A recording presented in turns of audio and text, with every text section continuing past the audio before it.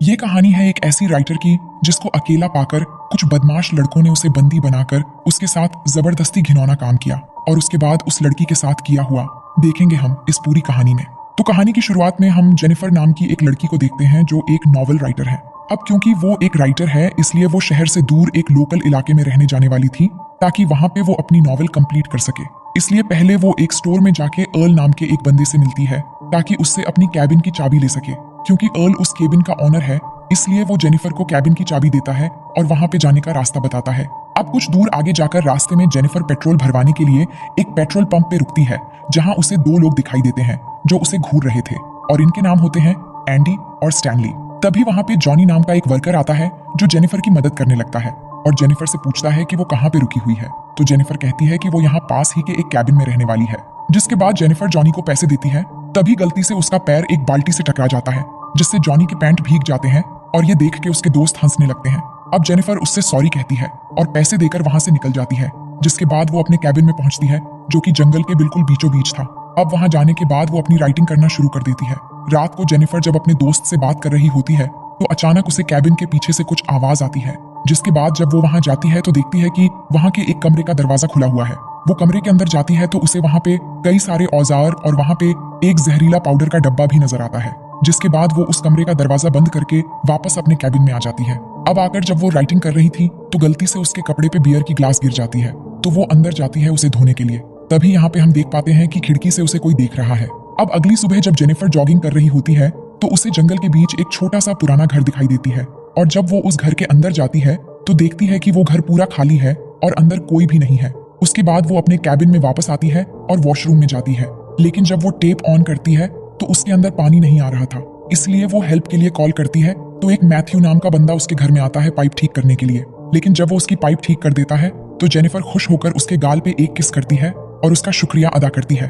अब मैथ्यू थोड़ा बुद्धू टाइप का इंसान है इसलिए वो शर्मा कर वहां से भाग निकलता है।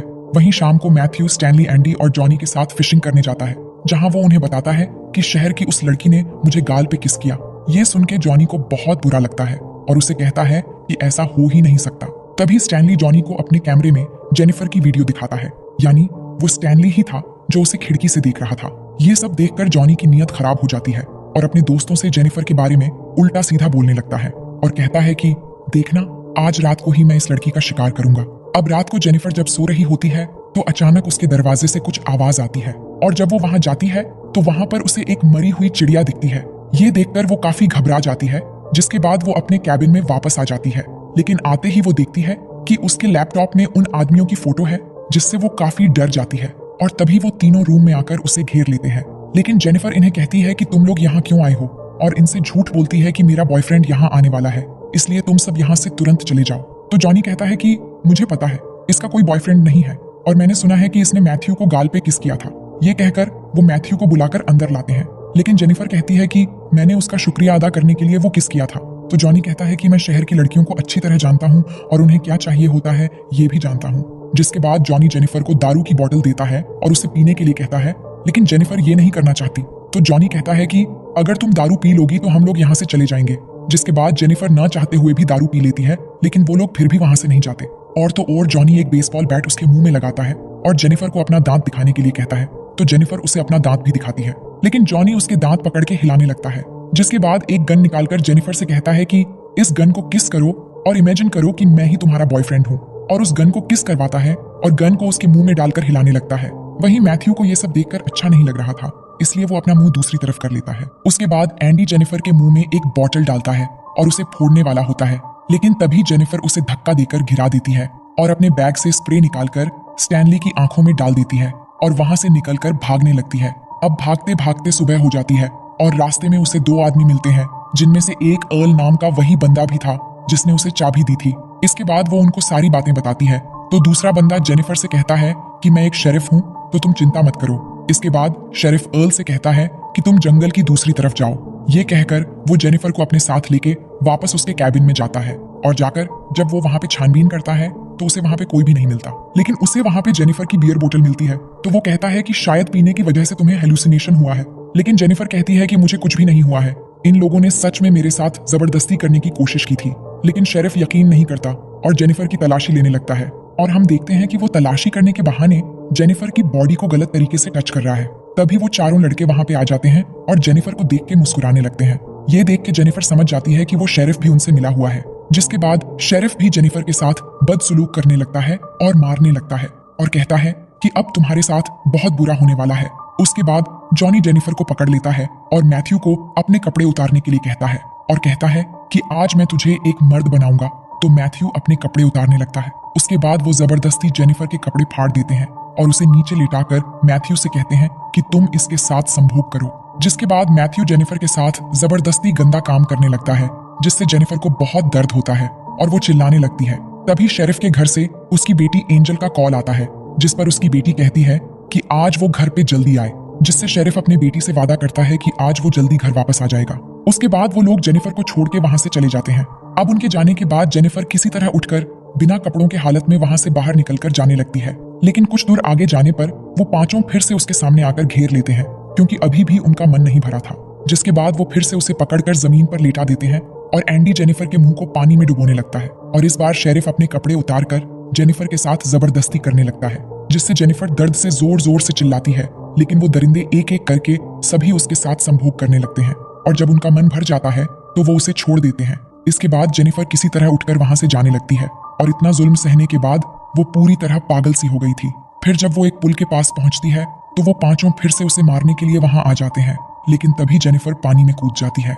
जिसके बाद जब वो पांचों पानी में देखते हैं तो उन्हें जेनिफर कहीं भी नजर नहीं आती, इसलिए वो घंटों तक उसकी बॉडी के ऊपर आने का इंतजार करते हैं, लेकिन जेनिफर की बॉडी ऊपर नहीं आती।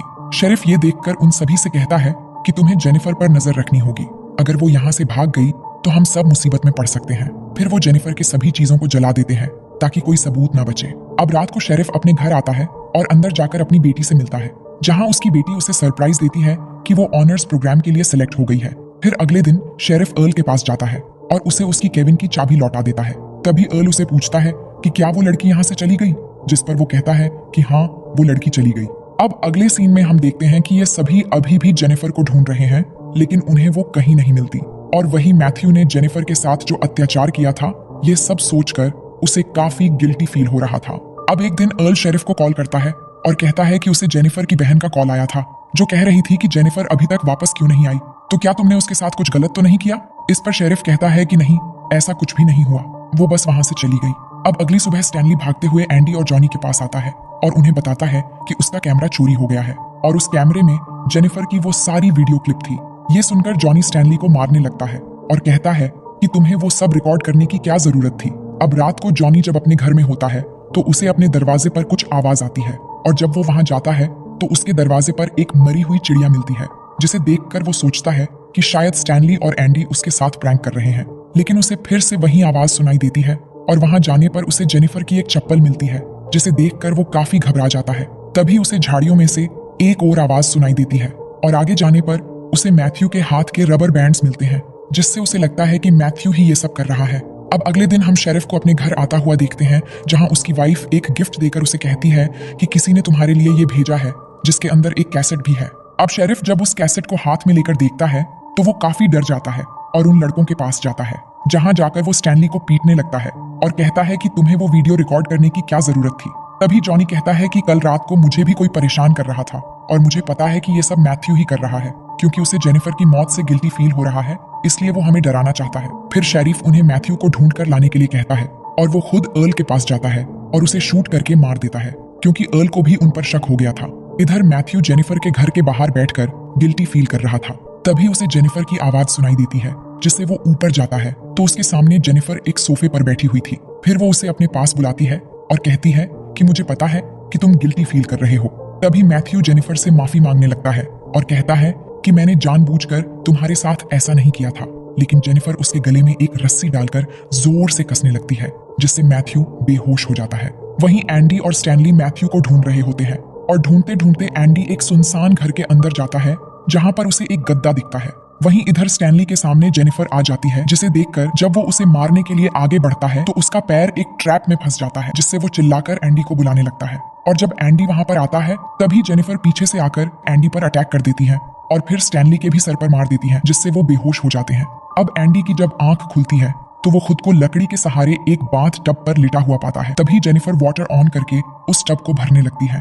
इधर स्टैनली को भी उसने एक पेड़ से बांध रखा होता है और उसे चूहा खिलाते हुए उसका वीडियो बनाने लगती है और उसकी आईब्रो पर फिशिंग हुक लगाकर उस धागे को पेड़ से बांध देती है जिससे वो अपनी आंखें न झपका पाए। फिर वो एंडी के पास जाती है, यानी जेनिफर दोनों को एक साथ मार रही है और दोनों आसपास ही है।